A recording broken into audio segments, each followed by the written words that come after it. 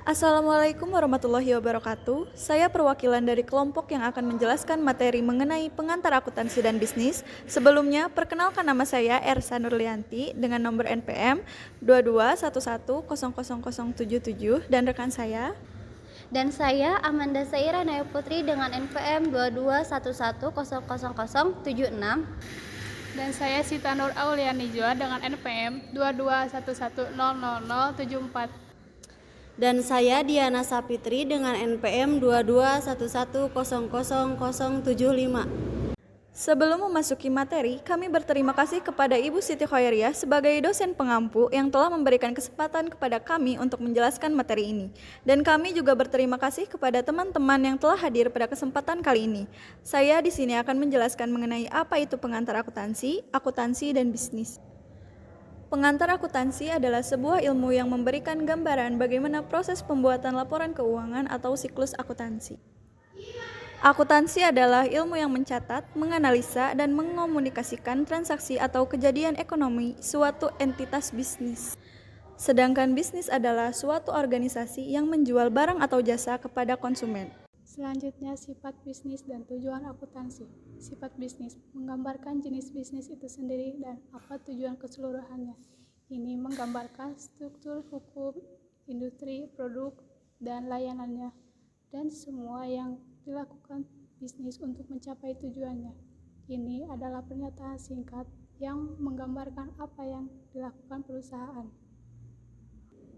Tujuan akuntansi adalah melakukan pencatatan, mengumpulkan, dan melaporkan informasi terkait keuangan, kinerja, posisi keuangan, dan arus kas dalam sebuah bisnis. Informasi ini nantinya akan digunakan sebagai dasar dalam membuat keputusan ekonomi.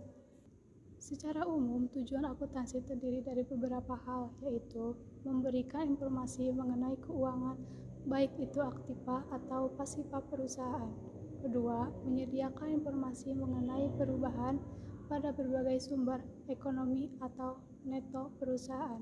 Yang ketiga, memberikan informasi keuangan perusahaan yang dapat membantu dalam pembuatan estimasi potensi keuntungan perusahaan. Keempat, memberikan informasi mengenai perubahan pada berbagai sumber ekonomi perusahaan, baik itu aset, hutang, serta modal. Pengertian akuntansi. Akuntansi adalah ilmu mencatat, menganalisis, dan mengkomunikasikan transaksi atau kejadian ekonomi suatu entitas bisnis yang bertujuan untuk menghasilkan dan melaporkan informasi yang relevan bagi berbagai pihak yang berkepentingan dalam mengambil keputusan kebijakan ekonomi.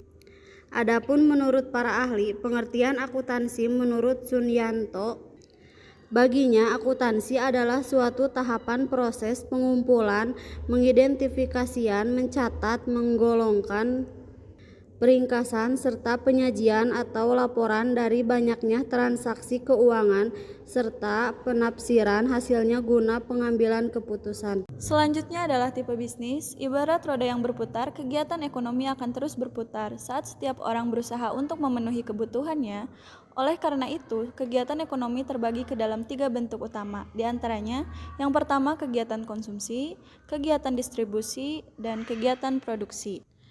Dan jenis bisnis dalam kegiatan ekonomi. Yang pertama, bisnis bidang perdagangan, bidang industri, bidang pertanian, bidang perikanan, bidang peternakan, dan bidang jasa. Dalam bisnis di bidang perdagangan termasuk kepada salah satu kegiatan ekonomi yang paling banyak dilakukan oleh masyarakat Indonesia. Karena berdagang jadi lebih mudah karena bisa dilakukan secara online maupun secara langsung. Dalam bisnis bidang perdagangan terdapat aktivitas interaksi antara penjual dan pembeli. Di dalam bidang industri, biasanya berupa kegiatan mengolah bahan baku menjadi barang setengah jadi maupun barang jadi untuk memberikan nilai tambah pada barang tersebut. Bisnis bidang pertanian termasuk jenis bisnis dalam kegiatan ekonomi masyarakat Indonesia. Hasil bisnis pertanian bisa berupa bahan pangan seperti padi, kelapa sawit, gandum, kopi, coklat, teh, dan lain sebagainya. Dalam bisnis di bidang perikanan adalah kegiatan ekonomi yang di dalamnya bisa membudidayakan ikan yang biasanya dilakukan oleh para nelayan di pesisir pantai. Ini dikarenakan Indonesia memiliki wilayah perairan yang lebih luas dibandingkan di daratan. Dalam bisnis di bidang peternakan, di mana peternakan merupakan kegiatan usaha dengan cara memelihara hewan dan mengambil hasilnya dengan cara dijual ke konsumen. Dan yang terakhir, di dalam bisnis bidang jasa, berbeda dengan jenis bisnis sebelumnya, jasa merupakan kegiatan ekonomi yang menjual atau menawarkan produk dalam bentuk pelayanan jasa.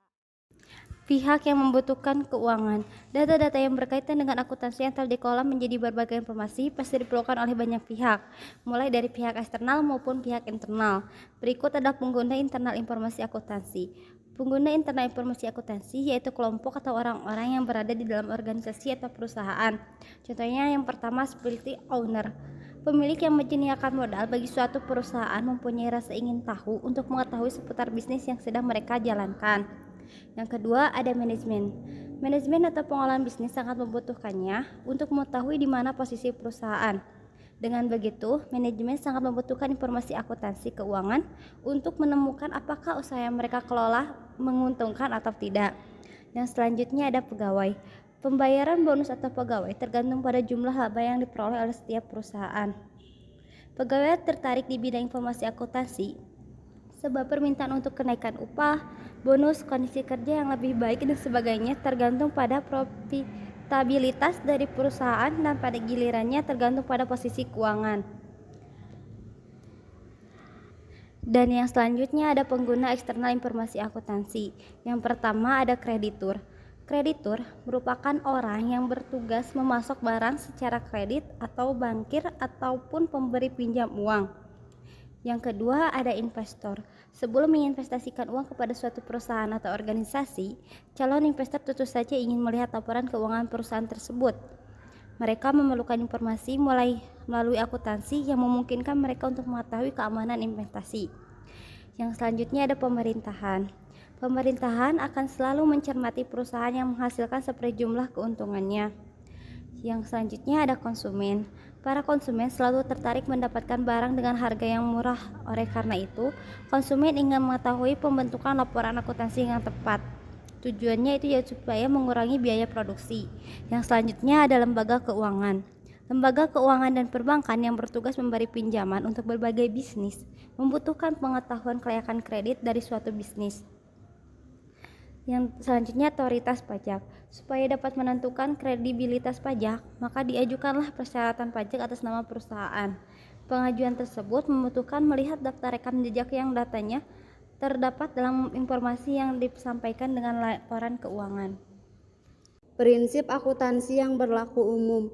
Prinsip akuntansi yang berlaku umum adalah suatu istilah teknis akuntansi yang mencakup konvensi, aturan, prosedur yang diperlukan untuk merumuskan praktis akuntansi yang berlaku umum pada saat tertentu. IFRS adalah standar pelaporan akuntansi yang diakui secara internasional. IFRS diterapkan oleh IASB yang merupakan organisasi akuntansi internasional. IFRS berguna untuk menciptakan bahasa akuntansi umum agar terdapat keseragaman penyajian pelaporan bisnis dan keuangan pada seluruh perusahaan. Karakteristik IFRS menggunakan participle base yang lebih menekankan pada interpretasi dan aplikasi atas dasar sehingga berfokus pada spirit penerapan acuan tersebut. IFRS membutuhkan penilaian atas substansi transaksi dan evaluasi atas presentasi akuntansi yang mencerminkan realitas ekonomi. IFRS memiliki disclosure yang lebih banyak. Standar dalam IFRS, pernyataan pada neraca keuangan. IFRS punya kontribusi besar dalam menyusunan neraca keuangan. Dengan demikian, dapat diketahui bahwa terdapat perputaran aset pada perusahaan dan berjalan dengan semestinya. Pernyataan atas perubahan ekuitas. Perubahan yang peroleh laba. Tidak semuanya akan dibagi pada pemegang saham. Sebagian laba tersebut akan disimpan perusahaan untuk berbagai keperluan, misalnya untuk ekspansi bisnis. Pernyataan penghasilan yang meliputi banyak hal. Penghasilan suatu perusahaan tidak hanya berasal dari satu sumber saja. Untuk menyajikan laporan keuangan, Perusahaan membutuhkan IFRS sebagai acuan dalam membuat laporan keuangan, sehingga laporan keuangan tersebut menjadi lebih spesifik dan mudah dikenali. Penyajian laporan arus kas. Laporan arus kas merupakan salah satu laporan yang mencatat semua transaksi dalam satu periode tertentu. Selanjutnya, standar akuntansi keuangan. Standar akuntansi keuangan atau SAK adalah format dan prosedur pembuatan laporan keuangan yang menjadi aturan baku penyajian informasi keuangan suatu kegiatan usaha atau perusahaan. SAK berisi pernyataan standar akuntansi keuangan atau PSAK dan interpretasi standar akuntansi keuangan atau ISAK yang diterbitkan oleh Dewan Standar Ikatan Akuntan Indonesia atau DSAK IAI dan Dewan Standar Syariah Ikatan Akuntan Indonesia atau DSAS IAI serta peraturan regulator pasar modal untuk entitas yang berada di bawah pengawasannya. Standar akuntansi di Indonesia mengacu pada teori skala global, yakni International Financial Reporting Standard atau IFRS. SAK berbasis IFRS berlaku efektif sejak 2014. Ada 4 macam standar akuntansi keuangan di Indonesia. Yang pertama, PSAK IFRS atau Pernyataan Standar Akuntansi Keuangan International Financial Reporting Standard adalah SAK yang telah mengadopsi IFRS dan berlaku di Indonesia. PSAK adalah nama lain dari SAK yang diterbitkan oleh Dewan Standar Akuntansi Keuangan yang dibentuk oleh Ikatan Akuntansi Indonesia atau IAI pada tahun 2012. Standar ini adalah patokan penyusunan, pencatatan, penyajian, dan perlakuan laporan keuangan agar informasi keuangan yang dihasilkan relevan bagi pengguna laporan. Sudah terdaftar di pasar modal maupun yang masih dalam proses pendaftaran pasar modal. Yang kedua, SAK ETAP adalah standar akuntansi keuangan untuk entitas tanpa akuntabilitas publik. Standar ini dipakai oleh entitas yang tidak memiliki akuntabilitas publik yang signifikan, sehingga entitas atau perusahaan dimaksud menerbitkan laporan keuangan untuk tujuan umum bagi penggunaan eksternal. ETAP merupakan hasil penyederhanaan standar akuntansi IFRS yang meliputi tidak adanya penilaian untuk aset tetap, aset tidak berwujud, dan laporan laba rugi yang komprehensif. Yang ketiga, PSAK Syariah yang digunakan oleh entitas yang melakukan transaksi syariah, baik itu lembaga syariah maupun lembaga non-syariah. PSAK Syariah mulai dari kerangka konseptual, penyusunan dan pengungkapan laporan, penyajian laporan keuangan secara syariah, serta standar khusus transaksi syariah seperti muharabah, musyarakah, mudorobah, salaf, dan istina. Yang keempat, SAP atau Standar Akuntansi Pemerintah diterbitkan sebagai peraturan pemerintah yang diterapkan untuk entitas pemerintah dalam menyusun laporan keuangan pemerintah pusat atau LKPP dan laporan keuangan pemerintah daerah atau LKPD. SAP dibuat untuk menjamin transparansi, partisipasi, dan akuntabilitas pengelolaan keuangan negara demi terwujudnya pemerintahan yang baik dan bersih. Selanjutnya adalah karakteristik kualitatif informasi keuangan. Ada 5 karakteristik, yakni yang pertama adalah dapat dipahami. Informasi hanya akan bermanfaat untuk penerima bila dapat dimengerti. Laporan keuangan bisa saja terlihat rumit karena mengandung banyak sekali angka. Oleh karena itu, laporan keuangan harus mampu menyajikan informasi keuangan dengan sederhana dan mudah untuk dipahami. 2. Relevansi.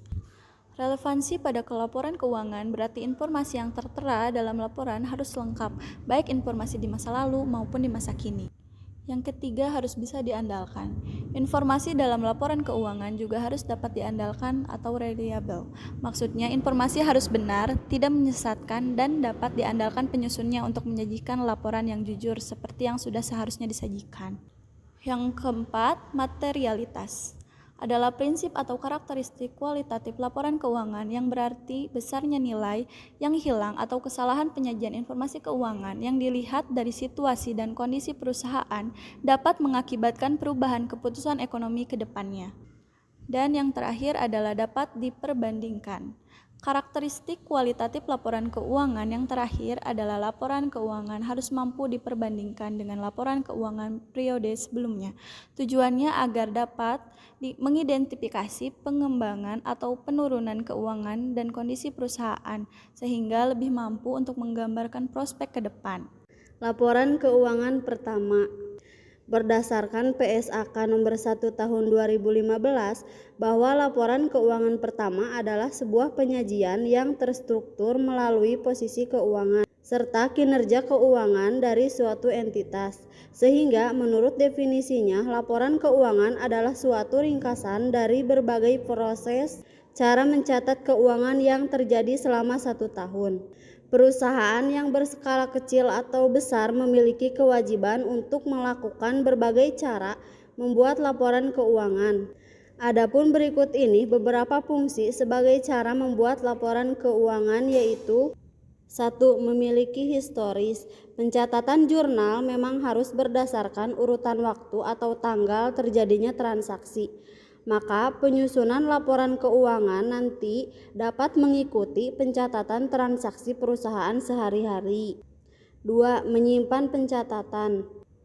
Menjalankan pencatatan dari seluruh transaksi yang terjadi dalam suatu perusahaan.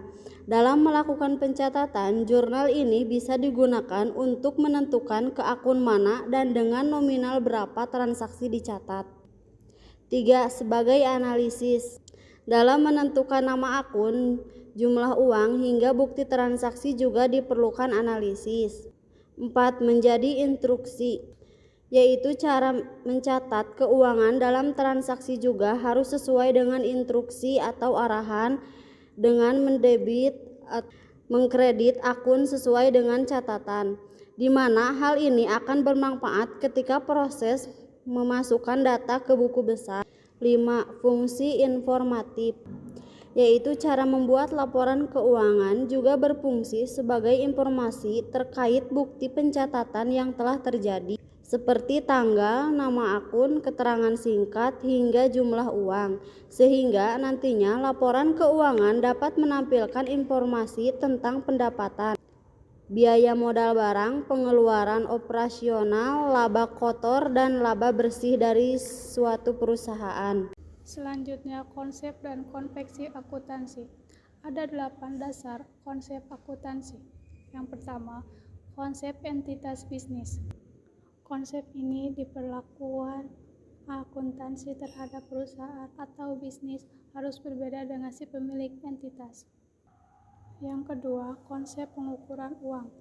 Penyajian laporan akuntansi dengan landasan moneter sebagai tolak ukur terbaik menjadikan komunikasi informasi ekonomi dari pembuat ke penerima informasi laporan tersebut lebih objektif. Yang ketiga, konsep dua aspek. Konsep akuntansi ini berhubungan kepada penerimaan atas manfaat dan pemberian atas manfaat. Yang keempat, konsep kelangsungan usaha. Konsep akuntansi ini mempercayai adanya statement bahwa sebuah perusahaan diandalkan terus berjalan dalam waktu yang tidak ditentukan. Yang kelima, konsep biaya. Konsep ini berdasarkan aset tetap pada suatu bisnis yang dicatat atas dasar biaya asli mereka pada tahun pertama akuntansi. Yang keenam, konsep waktu akuntansi. Konsep waktu ini tetap digunakan untuk mengetahui hasil operasi sebuah perusahaan, yang kemudian disajikan dalam bentuk laporan posisi keuangan. Yang ketujuh, konsep perbandingan. Konsep akuntansi ini menyatakan bahwa setiap pemasukan yang dicatat dalam periode akuntansi tertentu, entry pengeluaran yang sama juga harus dicatat. Yang kedelapan, konsep realisasi. Menurut konsep ini, laba hanya diakui ketika diperoleh. Selanjutnya, konveksi akuntansi. Itu adalah seperangkat praktik yang diterima secara umum dan diikuti oleh akuntan. Berbeda dengan konsep akuntansi, konveksi ini telah ditetapkan dari waktu ke waktu dan diikuti sebagai praktik dan dapat berubah tergantung pada perubahan dalam lanskap keuangan. Konveksi akuntansi adalah praktek yang umumnya diterima sebagai norma dan tidak dicatat atau ditulis secara formal oleh badan profesional atau organisasi pemerintah. Berbeda dengan konsep akuntansi yang biasanya tertulis dan dicatat secara formal juga berlandaskan hukum. Ada 4 konveksi utama dalam praktek bidang akuntansi. Yang pertama, konservatisme. Penyajian informasi keuangan dihadapkan pada prinsip kehati-hatian, yaitu terhadap pencatatan pendapatan dan biaya maupun pencatatan terhadap aktiva. Yang kedua, konsistensi. Penerapan akan prinsip akuntansi harus dilakukan secara konsisten dari satu periode ke periode lainnya. Yang ketiga, materialitas. Materialitas merupakan ambang batas dari suatu karakteristik kualitatif yang harus dimiliki agar informasi berguna. Ukuran materialitas yaitu jika tidak disajikan suatu informasi atau adanya kesalahan dalam penyajian informasi dapat mempengaruhi pengambilan keputusan. Yang keempat, pengungkapan penuh. Hal ini mencakup penyingkapan semua informasi baik menguntungkan dan merugikan perusahaan bisnis dan yang bernilai material bagi kreditur dan debitur. Pertimbangan etika. Sebagai salah satu profesi yang sangat penting dalam dunia ekonomi, seorang akuntan wajib hukumnya memahami kode etik akuntansi untuk menjaga mutu dan kepercayaan para pengguna jasa. Kode etik profesi akuntan terdapat pada prinsip etika profesi akuntansi yang mengatur kaidah serta norma dalam lingkup profesional. Etika ini mengatur bagaimana seorang akuntan melakukan pekerjaannya. Tanpa kode etik, seorang akuntan dapat saja langsung memberhentikan. Dalam prinsip etika profesi akuntansi, skandal yang bertentangan dengan kode etik merupakan masalah besar.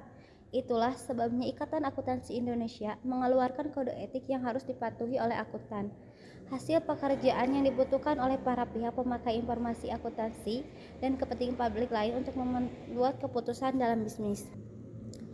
Berikut ada beberapa poin-poin dari prinsip etika maupun kode etik profesi akuntansi. Perilaku profesional. Setiap anggota harus berperilaku konsisten dengan reputasi profesi yang baik dan menjauhi tindakan yang dapat mendiskreditkan profesi. Kode etik tanggung jawab profesi akuntan. Seorang akuntan dalam melaksanakan tanggung jawabnya sebagai profesional harus senantiasa menggunakan pertimbangan moral dan profesional terhadap semua kegiatan yang melaksanakan. Standar teknis. Setiap kegiatan harus mengikuti standar teknis dan standar profesional yang relevan berdasarkan prinsip etika profesional. Kepentingan publik. Anggota akuntan profesional berkewajiban untuk bertindak dalam rangka pelayanan kepada publik, menghormati kepercayaan publik, serta menunjukkan sikap profesionalisme. Integritas. Untuk memelihara dan meningkatkan kepercayaan publik, setiap anggota harus memenuhi tanggung jawab profesionalnya dengan integritas setinggi mungkin. Kode etik kerahasiaan akuntan.